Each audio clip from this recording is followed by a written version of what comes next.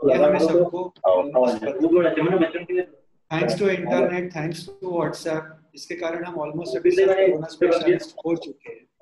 फिर भी कुछ बारकाइयाँ है जो हमें जानना बहुत जरूरी है कोरोना के बारे में। तो हम पहले ये जानना चाहते हैं कि कोविड-19 या कोरोना इन्फेक्शन क्या है। ये हमें सबको पता है, दिसंबर में यहाँ से चाइना से शुरू हुआ था और वहां से होते होते वो पूरे दुनिया में फैल चुका है। आज का ये ग्लोबल सीन है। जब हमने मार्च में शुरुआत किए थे, जब इंडिया में पहला पेशेंट मिला था हमें, तो तब से आज हम कहाँ हैं? आज इंडिया पूरे ग्लोबल पिक्चर में चौथे रैंक पे है। ऑलमोस्ट 5.5 लाख पेशेंट्स इंडिया में आ चुके हैं, जबकि अमेरिका में यही नंबर्स है 26 लाख तक। टोटल पूरे वर्ल्ड में 1 करोड़ का फिगर हम क्रॉस कर चुके हैं कोरोना के पेशेंट्स के इसमें अफेक्शन। अब अगर हम इंडिया का सीन देखते हैं तो इंडिया का जो कोरोना वायरस का नंबर्स है, ये डेली बढ़ रहे हैं और डेली 16,000 18,000 से कोरोना के नंबर्स बढ़ रहे हैं। 20,000 भी होते हैं बीच बीच में। वापस ये नंबर स्टेबलाइज होने की कोशिश करता है, पर स्टेबलाइज नहीं हो पा रहा है। हमारा एक इसमें जो सिल्वर लाइनिंग हम इसको बोल सकते हैं कि भले ही कोरोना के पेशेंट्स आज 5.5 लाख के फिगर्स में है, पर इसमें मॉर्टेलिटी यानी मौत का प्रमाण या मृत्यु का प्रमाण अगर हम देखना चाहते हैं तो ये मात्र 3% है। तो सबसे पहले तो ये मुझे बताना है कि कोरोना इन्फेक्शन के मामले में बहुत रैपिडली फैलता है, बट जब इन्फेक्शन होता है तो 100 में से सिर्फ 3 पेशेंट्स उसमें उनकी जान जाती है या जान खतरे में रहती है। मेजॉरिटी इन्फेक्शंस 80% इन्फेक्शंस इसमें माइल्ड टाइप के होते हैं। उसमें 14% इन्फेक्शन सीवियर कैटेगरी में जाते हैं और वो 14% से 3 से 5% लोगों की मौत होती है। अभी बात ऐसी है कि हमने कब कोरोना का सस्पेक्ट करना चाहिए। पहले के इसमें हमें पता था जब मार्च में ये शुरू हुआ था कि कोई भी पेशेंट जो ट्रैवल कर चुका है, जो अब्रॉड जाके आया हो, ऐसे पेशेंट्स कोरोना फैलाने के चांसेस सबसे ज्यादा होते हैं। या ये पेशेंट्स जिनका क्लोज कांटेक्ट आया होगा, फैमिली मेंबर्स कहो या रिश्तेदार कहो या ऑफिस में उनके साथ काम करने वाले लोग हो, उनमें कोरोना होने की संभावना ज्यादा थी। या फिर हेल्थ केयर वर्कर जिन्होंने, हमारे जैसे लोग जिन्होंने कोरोना के पेशेंट्स हैंडल कर चुके हैं, ऐसे पेशेंट्स में कोरोना का प्रभाव ज्यादा होने का चांसेस था। पर अभी ऐसी बात नहीं है। Current scenario is very different. अभी कोरोना सोसाइटी में पहुंच चुका है। हम ये नहीं जानते कि हमारे साथ में बैठे हुए व्यक्ति को कोरोना है या नहीं है। पहले पता था ये व्यक्ति घर में ही था, ये कहीं पे घूमा हुआ नहीं है, कहीं जाके नहीं आया है, कहीं इसको एक्सपोज नहीं है, तो इसको कोरोना होने के चांसेस नहीं रहते थे। अभी ये सिचुएशन 3 महीने बाद, मार्च अप्रैल मई जून स्पेशली 3 पूरे महीने के बाद और स्पेशली ये लॉकडाउन खुलने के बाद कोरोना हर जगह फैल चुका है। इसमें सबसे इम्पोर्टेंट ये बात है कि हमें ये जानना है कि अब ये पूरा फैलने के बाद सोसाइटी में हम खुद को कैसे इससे बचाव कर सकते हैं, कैसे हमें बचना चाहिए।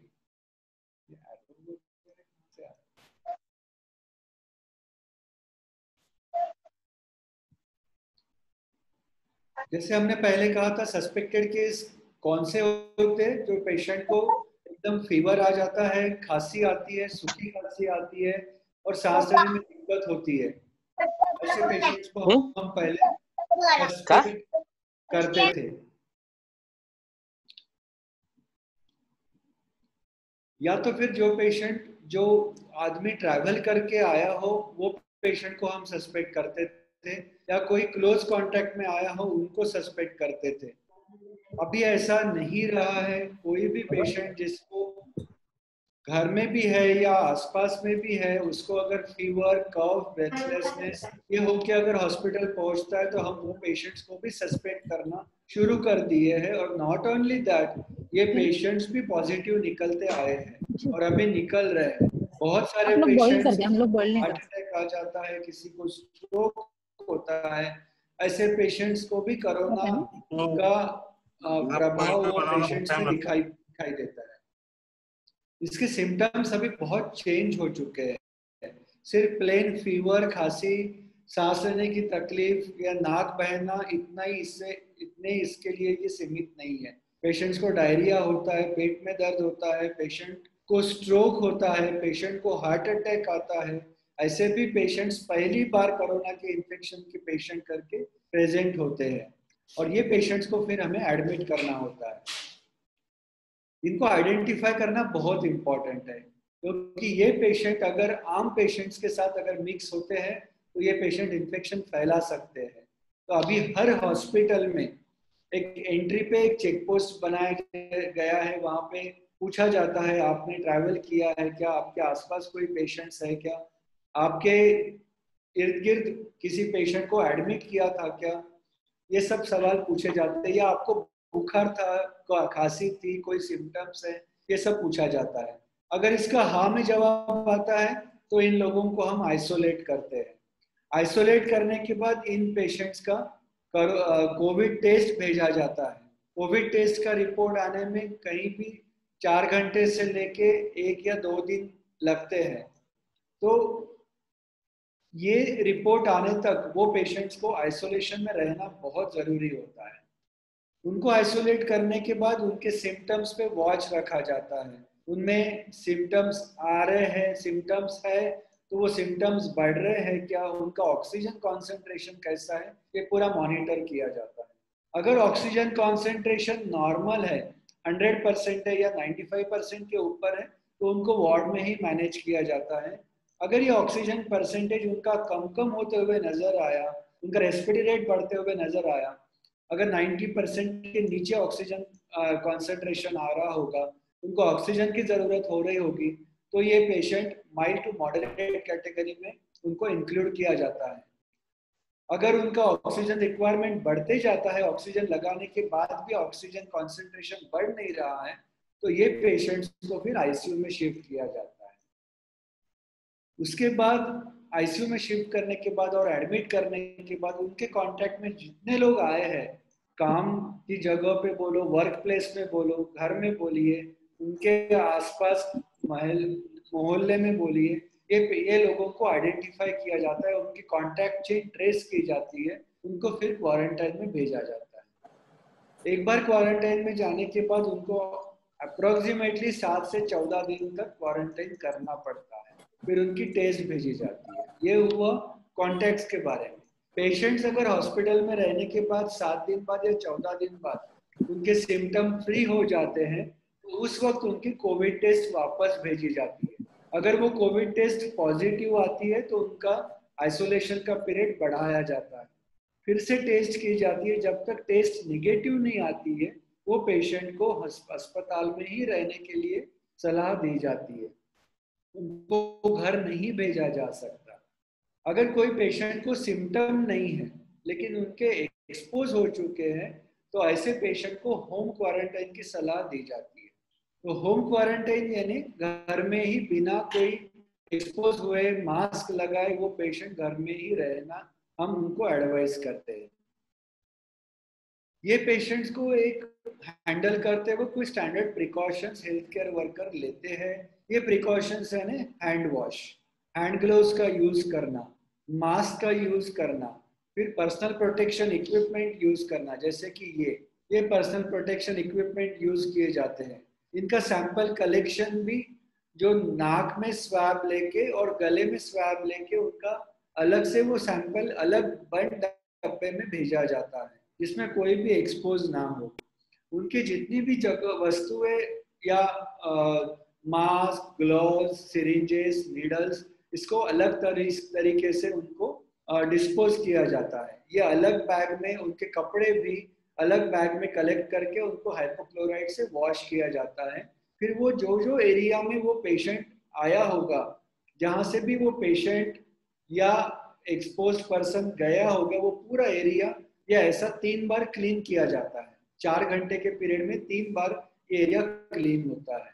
तो ये सब प्रिकॉशंस, ये सब केयर अस्पताल में ली जाती है। अब हम ये देखते हैं कि बाकी, और अगर हमें अगर रिस्क है कोरोना वायरस होने की, तो हमने कौन सी प्रिकॉशंस लेनी है। तो सबसे इम्पोर्टेंट है ना हैंड वॉश, हैंड हाइजीन करना बहुत इम्पोर्टेंट होता है। हम उसके डिटेल्स में जाएंगे बाद में, आगे हम उसके डिटेल्स भी आपको बताएंगे। सेकंड है, अगर आपको खांसी करना है, आपको छींक आ रही है, तो आप अपनी ही बाह में छींकना है, या रुमाल लेके उसमें आप छींक सकते हैं। बट रुमाल में छींकना भी, उसमें रिस्क होती है, क्योंकि वही रुमाल हम फिर इधर उधर रखने की संभावना होती है, वही रुमाल हम जेब में डालते हैं, तो वहां पे हमें केयरफुल रहना बहुत जरूरी है। तीसरा, हमें एक दूरी मेंटेन रखनी है। यहाँ पे आप देख सकते हो 1 मीटर की दूरी इसमें बोला हुआ है, क्योंकि कोई खांसता है, कोई खांसता है, तो इसके जो कीटाणु है 1 से 1.25 मीटर तक फैलने का डर रहता है। कोरोना के कीटाणु हेवी रहते हैं, ये ड्रॉपलेट्स रहते हैं, ये आमतौर पे 1.5 मीटर की दूरी तक फैल सकते हैं, उसके बाद वो नहीं जाते। हाँ, अगर हम छींकते हैं तो ये कीटाणु दूर तक जाने की संभावना होती है। इसलिए जब छींकते हैं तो दोनों हाथ बंद करके, एक तो आप हाथ में छींक सकते हैं या मास्क में छींक सकते हैं। कृपया मास्क निकाल के छींकने की कोशिश मत करिए, या आप अपनी बाह में छींक सकते हैं, शर्ट के स्लीव्स में छींक सकते हैं। अगर आपको ये कोई भी सिम्टम्स दिखते हैं तो आपने डॉक्टर को बताना बहुत जरूरी है। आपने ट्रैवल ये पीरियड में, अगर आप सस्पेक्टेड पेशेंट हो या आपको एक्सपोजर मिला हो, तो ऐसे सिचुएशन में ट्रैवल प्लीज अवॉइड करिए। आप अगर ट्रैवल करके आए हो तो आपकी ट्रैवल हिस्ट्री आप शेयर करिए, आप कहाँ से ट्रैवल करके आए हो।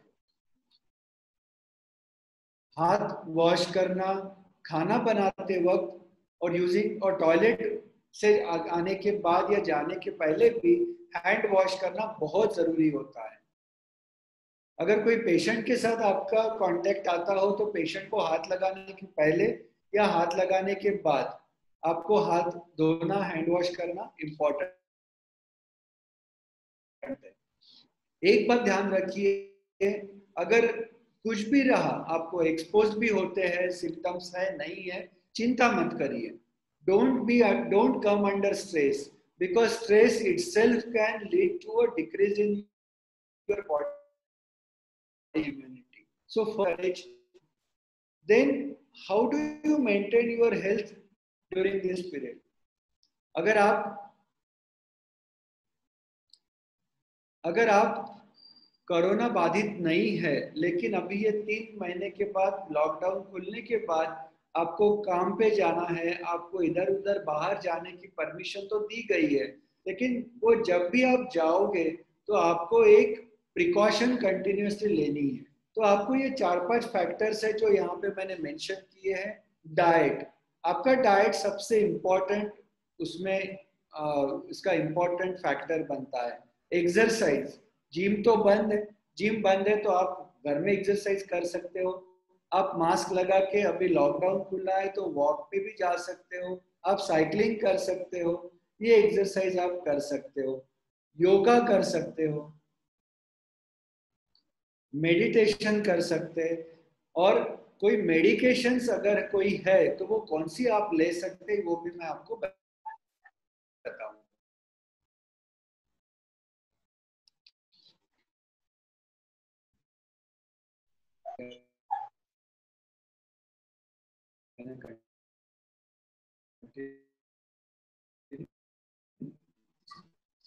फिर सबसे इम्पोर्टेंट, जब हम डाइट के बारे में बात स्ट्रॉन्ग बता है, उसमें हमारे डाइट पे ध्यान दे, हमारे हाइड्रेशन पे ध्यान दे, हमारे एक्सरसाइज पे ध्यान दे। डाइट, हाइड्रेशन, एक्सरसाइज, ये अगर 3 चीजें हम अगर मेंटेन रखते हैं तो हमारा इम्यून सिस्टम, प्रतिकारक क्षमता, हमारी ताकत, ये सब हमारी मेंटेन रह सकती है। सबसे पहले डाइट पे आते हैं। डाइट तो हमारा डाइट 3 चीजों से हमारी इम्यूनिटी बूस्ट कर सकता है। नंबर 1 विटामिन सी।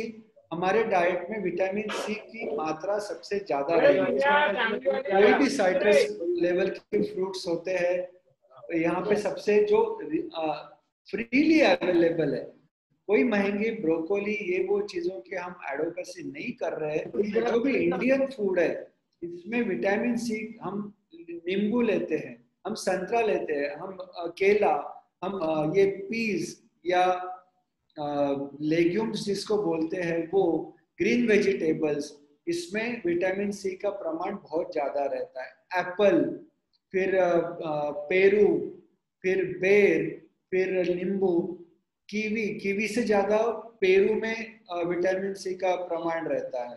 फिर विटामिन ई, विटामिन ई यानी एंटीऑक्सीडेंट जो इम्यूनिटी बढ़ाने की हमारे लिए हेल्प करता है। विटामिन ई हमें दिखते हैं बादाम में, अंडे में, फिर उसके बाद सी फूड में हम देख सकते हैं विटामिन ई, स्पिनच में, पालक में हमें दिखता है, सीड्स में दिखता है, जैसे जवस के सीड्स रहते हैं उसमें विटामिन ई रहता है, पंपकिन सीड्स में विटामिन ई रहता है। फिर विटामिन डी, विटामिन डी सबसे बड़ी मात्रा में तो सनलाइट में रहता है, फिर उसके बाद अंडे में रहता है, चीज में रहता है, बटर में रहता है, पीज में रहता है, या फिश में रहता है। जो नॉनवेज खाते हैं उनके लिए ये है। तो ये फूड हम जब चूज करते हैं तो हमें मसाले की सब्जियां या बहुत हाई स्पाइसी सिर्फ नॉनवेज खाने से ताकत नहीं आती और इम्यूनिटी नहीं बढ़ती है। हमें हमारा आहार जो है वो बैलेंस रहना चाहिए, हमारी हेल्थ मेंटेन रखें। दूसरी बात है एक्सरसाइज, योगा, मेडिटेशन। ये भी चीजें उतनी ही आवश्यक है हमें एक्टिव और हेल्दी रखने के लिए। फिर हम जब वर्क के लिए जाते हैं तो वर्क प्लेस में हमें कौन सा डेकोरम हमें मेंटेन रखना है। सबसे इंपॉर्टेंट है सोशल डिस्टेंसिंग। लॉकडाउन तो खुल गया, लॉकडाउन खुलने के बाद हम एकदम बेछूट हो जाते हैं, हम मास्क पहनना बंद कर देते हैं, हम हमारा हैंड हाइजीन, हाथ धोना बंद कर देते हैं, हम कहीं भी कोई भी सरफेस को टच करते हैं, हम सोशल डिस्टेंसिंग मेंटेन नहीं करते। तो बेस्ट सॉल्यूशन उस पे क्या है? Work from home. If possible maximum situations में हमने घर से काम करना चाहिए। अगर वो पॉसिबल नहीं है, आपका जाना जरूरी है हॉस्पिटल में, आपका जाना जरूरी है वर्क प्लेस में, ऐसे सिचुएशन में आपने social distance even office place में भी मेंटेन किया जा सकता है। आपकी जो डेस्क है, आप देखोगे ये पिक्चर्स में ये जो डेस्क दिखाया गया है कितना वो क्लटर्ड डेस्क है। हर इसमें आप देखेंगे कि लोग पास पास में बैठे हैं, टेबल पे इतनी ज्यादा स्टेशनरी है कि कोई उसमें सफाई हमें दिख नहीं रही है। ऐसा नहीं होना चाहिए। टेबल पे क्लटर बिल्कुल नहीं होना चाहिए, टेबल साफ सुथरे रहना चाहिए। आपके टेबल पे बहुत ज्यादा गैजेट्स नहीं रहना चाहिए, अगर होंगे तो सरफेस क्लीनर आते हैं, अच्छे सरफेस क्लीनर से आपके लैपटॉप, कंप्यूटर्स, मोबाइल ये आपने डेली साफ करना जरूरी है। आपका हाइजीन आपको मेंटेन करना है, आपके लिए कोई पियोन या अटेंडेंट आपके लिए सरफेस क्लीन नहीं करेगा। आपका कंप्यूटर, आपका कीबोर्ड, आपका मोबाइल ये आप उसको क्लीन करोगे, दूसरा कोई नहीं करेगा। और क्या इंपॉर्टेंट है? Protective care. हमने बहुत बार देखा है, अभी तो सोसाइटी में कहीं भी जाओ हमें प्रोटेक्टिव केयर पहने हुए बिल्कुल नहीं दिखता। हर एक जन उनके मास्क नाक के नीचे रहते हैं या बात करते समय 10 बार वो मास्क नीचे करने की कोशिश करते हैं। ये किसी ने नहीं करना है। मास्क नाक पे रखना, मुंह ढक के रहना, और सिर्फ नाक पे रखना नहीं, उसको टाइटली बांधे हुए रखना बहुत इंपॉर्टेंट है। अगर मास्क बांधे रहोगे तो believe me, take my words, आपको कोरोना का इन्फेक्शन नहीं होगा। कोरोना का इन्फेक्शन हम ही हमारे लिए करते हैं। दूसरी इंपॉर्टेंट, सबसे इंपॉर्टेंट बात है हैंड हाइजीन। आपको कोई भी सरफेस पे आप अगर हाथ लगाओगे तो वो हाथ आपको क्लीन करना जरूरी है। सैनिटाइजर्स हर जगह मिलते हैं, एम्पल मिलते हैं, कोई शॉर्टेज नहीं है। आजकल हर एक कंपनी सैनिटाइजर बना रहे हैं, वो उसमें आपको इतना ही देखना है कि उसमें अल्कोहल का प्रमाण 70% रहना चाहिए। क्लोरहेक्सिडिन रहना चाहिए, तभी वो सैनिटाइजर काम का है। सबसे इंपॉर्टेंट, वर्क प्लेस में आप मुंह पे हाथ नहीं लगाएंगे। मास्क निकालना, आंखों को हाथ लगाना, नाक पे हाथ लगाना, मुंह पोंछना, ये काम प्लीज मत करिए। गर्दन को हाथ लगाना, एक्सपोज सरफेस पे हाथ लगाना, ये नहीं करना है। हैंड वॉशिंग आपने जो मैंने बोला कब कब करना है, जब आप खांसी करोगे, छींकोगे, तब आपको हाथ धोना है। जब आप कोई मरीज की केयर कर रहे होंगे, कोई सिक पेशेंट की केयर कर रहे होंगे, तब आपको हैंड वॉश करना है। आप जब खाना बनाने के पहले, खाना बनाते वक्त, खाना बनाने के बाद आपको हाथ धोना है।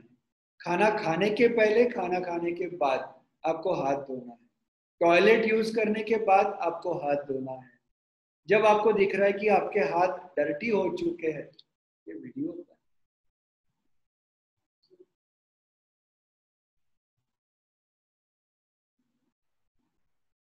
जब आपको दिख रहा है कि आपके हैंड्स डर्टी हो चुके हैं, तब आपको हैंड वॉश करना है। अगर कोई एनिमल्स को हम हाथ लगाते हैं, तो हमेशा आपको, जब एनिमल्स को हाथ लगाते हैं, तो हमेशा आपको हैंड वॉश करना है। To cut it short, I must say that whenever your hands are touching any surface, you must wash your hands. जहां भी जा रहे हो वहां पे हैंड वॉश सॉल्यूशन होना चाहिए, सैनिटाइजर होना चाहिए। आपके ऑफिस प्लेस में एंट्री में आपके पास सैनिटाइजर चाहिए, आपके टेबल डेस्क पे आपके पास सैनिटाइजर चाहिए। हैंड 1000 बार धोए तो कोई प्रॉब्लम नहीं, लेकिन नहीं धोया तो एक टाइम ऐसा आएगा कि उसमें आपको इन्फेक्शन हो सकता है। तो बी केयरफुल।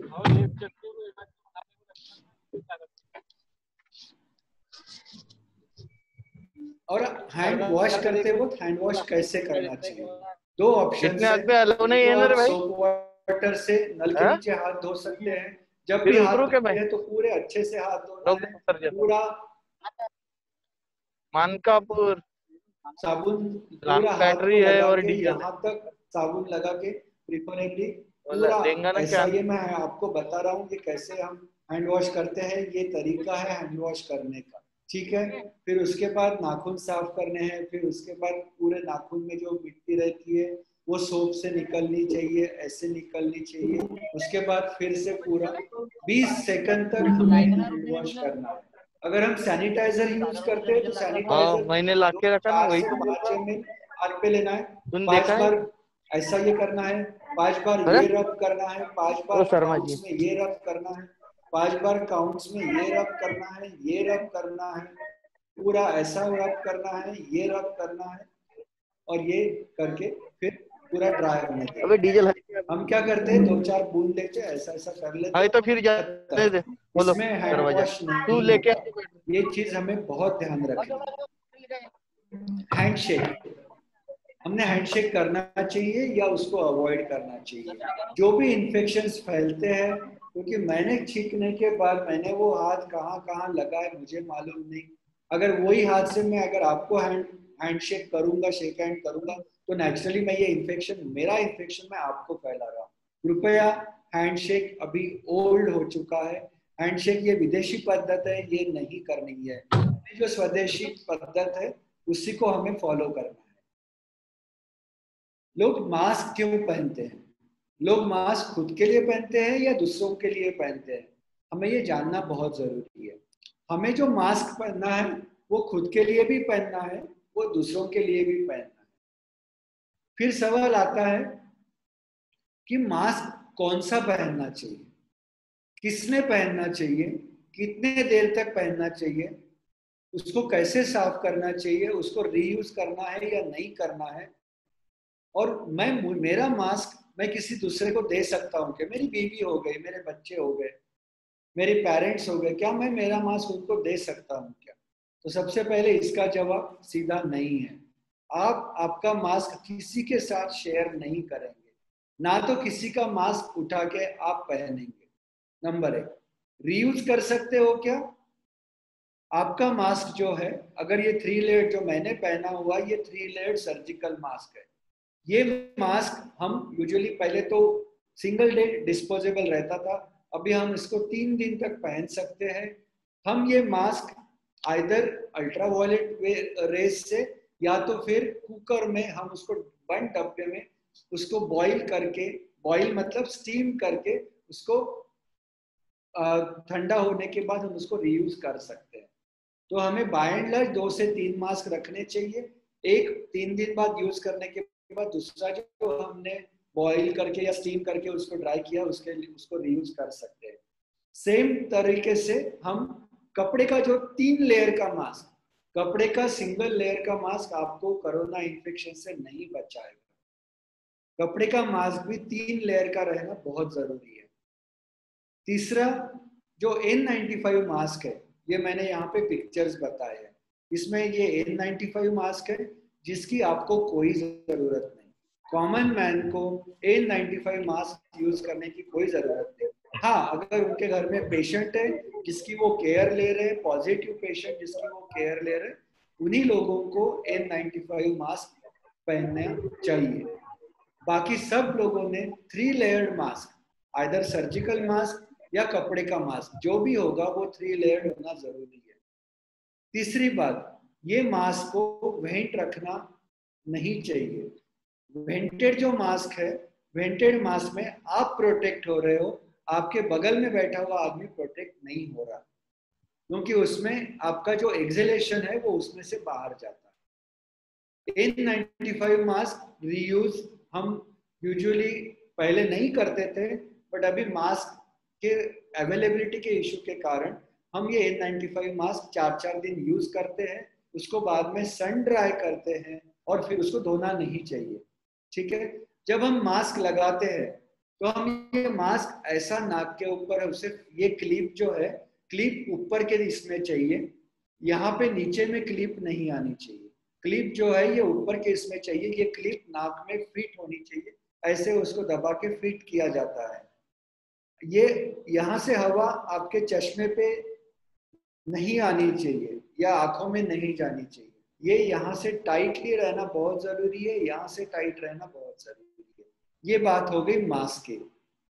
फिर आपने जब तक जरूरी नहीं है, सिर्फ ऑफिस काम के लिए आपने ट्रैवल करना चाहिए या किसी को ओल्ड एज में कहीं से लाना है तो ही आपने ट्रैवल करना चाहिए। अदरवाइज पर्सनलाइज्ड व्हीकल में, खुद के कार में आप ट्रैवल कर सकते हो, लेकिन जो कॉमन ट्रैवल पोर्ट्स है like airplane, train, buses, trucks, इसमें ट्रैवल करने के लिए अवॉइड करना चाहिए।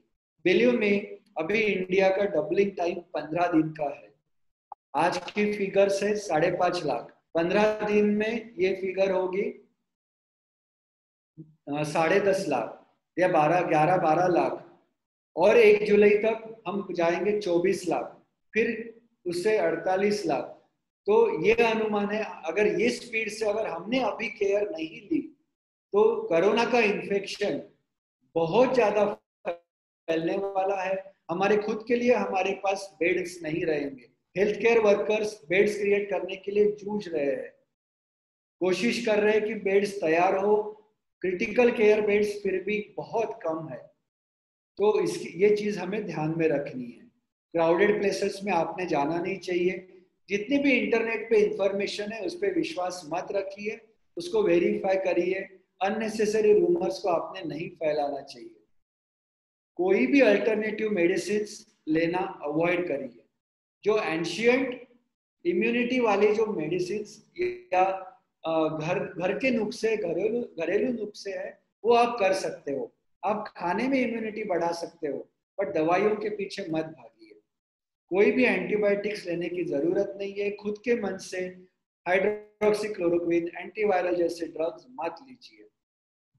हाइजीन का कंसर्न घर में भी है, हाइजीन का कंसर्न ऑफिस में भी है।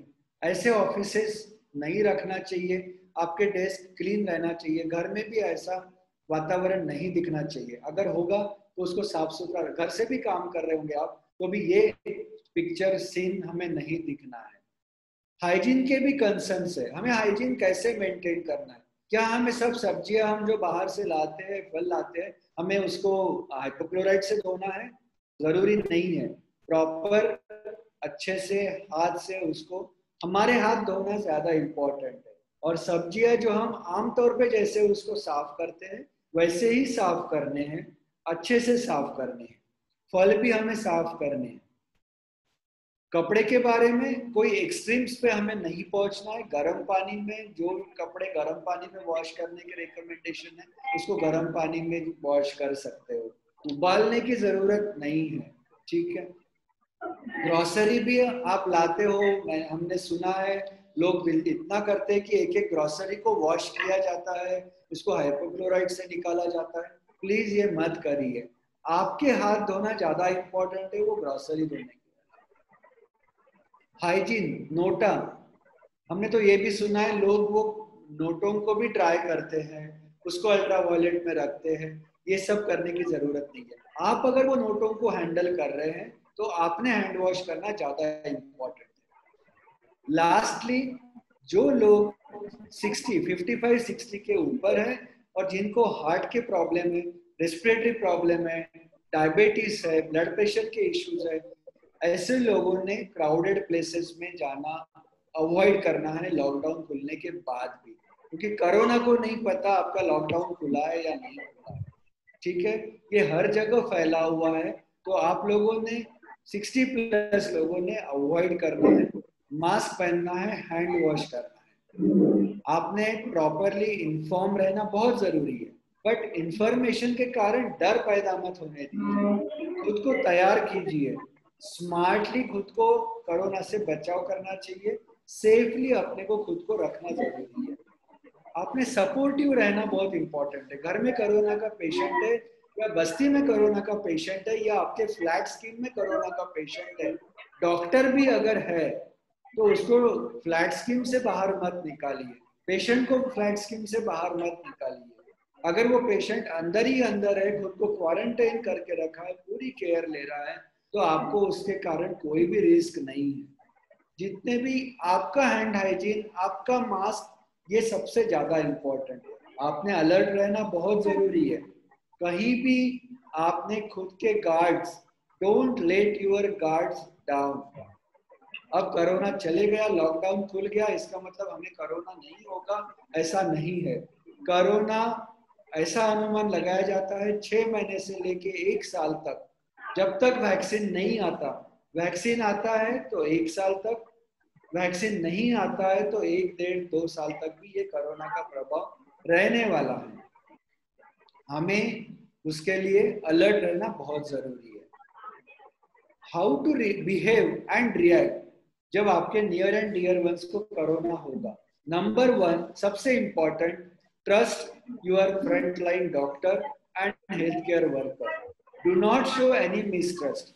आप ये ध्यान में रखिए कि जैसे आपको घर में पेरेंट्स है, फैमिली है, जो हेल्थ केयर वर्कर्स है, पुलिस कर्मी है, एनएमसी वर्कर्स है, सबके घर में फैमिली है। सब यही चाहते हैं कि ये इन्फेक्शन फैलना नहीं चाहिए। ना तो हमें कोरोना के पेशेंट्स चाहिए, लेकिन अगर कोरोना के पेशेंट्स आते हैं तो ये ध्यान में रखिए कि हर एक डॉक्टर उनको सिंसियरली हैंडल करता है। सभी डॉक्टर्स को कोरोना के पेशेंट हैंडल करने की परमिशन नहीं है। गवर्नमेंट के नॉर्म्स बहुत स्ट्रिक्ट है। हमने वो गवर्नमेंट के नॉर्म्स पे ध्यान रखते हुए, अगर वो हॉस्पिटल से कोरोना के पेशेंट को मेडिकल हॉस्पिटल में शिफ्ट करने की कोशिश की जा रही है या शिफ्ट करने की सलाह दे रहे होंगे तो वो फॉलो कीजिए। Cooperate and comply with the norms led by government. Government में जो नियम बनाए हैं वो नियम का कृपया पालन कीजिए, क्योंकि ये पालन ना करने से हमारी जान हम खतरे में डाल रहे हैं। जो पर्सनल प्रोटेक्शन के लिए आपको बताया जा रहा है, हैंड वॉश का, मास्क यूज करने का, उसको रिलीजियसली फॉलो करिए। मंदिर नहीं गए तो चलता है, लेकिन ये चीज अगर आपने रिलीजियस फॉलो किए तो आपने बहुत सारे ह्यूमैनिटेरियन काम कर चुका है, ऐसा समझिए। और लास्टली, खुद के सिम्टम्स पे वॉच रखिए। अगर मुझे आज ठीक नहीं लग रहा है, मैं ऑफिस गया हूँ, मुझे कैसे तो भी लग रहा है, मुझे बुखार सा लग रहा है, शरीर में दर्द है, पीठ में दर्द है, तो ये बात छुपाइए मत। It is better you must tell these symptoms to your colleagues, to your office person. If you start hiding it, you are going to spread this to your colleague. तो अगर आपको कोई भी सिम्टम्स है तो आपने वो ओपनली बता देना चाहिए, मुझे आज अच्छा नहीं लग रहा, मुझे बुखार है, मुझे घर जाना है और शायद मैं घर जाऊंगा तो मैं आऊंगा नहीं। ये आपने ध्यान रखना है, खुद को प्रोटेक्ट करना है, आपको कलीग्स को प्रोटेक्ट करना है, सोशल डिस्टेंस मेंटेन करना है और सेफ रहना है। Thank you so much.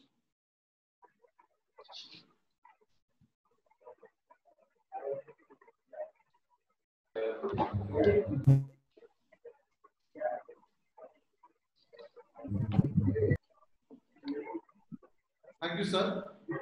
तो आप सुन रहे थे डॉक्टर राजन बारोकर को, जिन्होंने अपने बहुत ही बिजी शेड्यूल में, आपको भी पता है आज डॉक्टर्स जो है हेल्थ वर्कर्स कितने बिजी हैं, उसके बाद भी हमारे जो डायरेक्टर एचआर मैनेजमेंट है मिसेस माधुरी वेरागड़े, उनके रिक्वेस्ट पे सर यहाँ पे आए और हमें इतना अच्छा एक सेशन दिया। और आपने अगर ये जो सर ने प्रेजेंटेशन दिया उसका अगर स्क्रीनशॉट भी अपने साथ रख लेते हैं, मुझे लगता है आपके लिए बहुत बेनिफिशियल रहेगा। मैंने चैट बॉक्स में डाला था कि अगर किसी को कोई डाउट है, कुछ क्वेश्चंस है तो आप पूछिए। अभी तक चैट बॉक्स में मुझे कुछ दिखाई नहीं दिया। फिर सर ने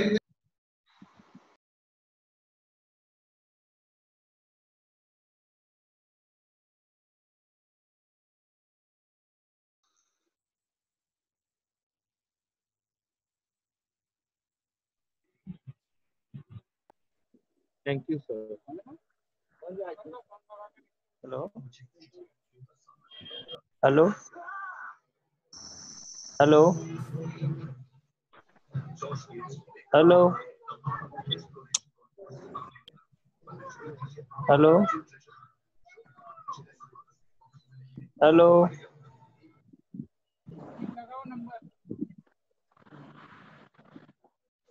हेलो हेलो। हाँ सर, हेलो। हाँ आ रही सर, आवाज आ रही। हाँ सर, मैं जैन मस्ती बोल रहा हूँ पॉलिटिकल कॉलेज से।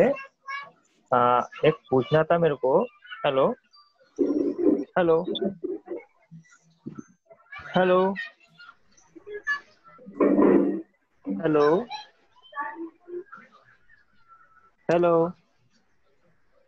हा जयंत सर, तुमचा आवाज येत आहे, बोला. हा सर, मी विचारत होतो मला की आता सरांना विचारत होता की जे कोरोना बद्दल त्यांनी सांगितलं ते ठीक आहे, पण ते असं काही काही असं ऐकलं आहे की गरम पाणी पिल्यानं ते चांगलं असते का? ते सांगतात ते लोक काही. ते आपण बाहेरून आलो तर पाणी प्यायचं म्हणे कोमट, त्याच्याबद्दल. सर बीसीसीआयचा फोन करा सर. नंबर नाही. Hello hello hello hello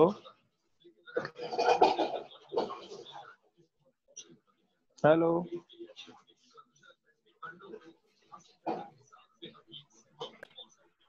hello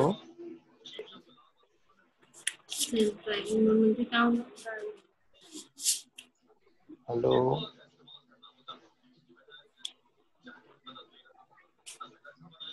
hello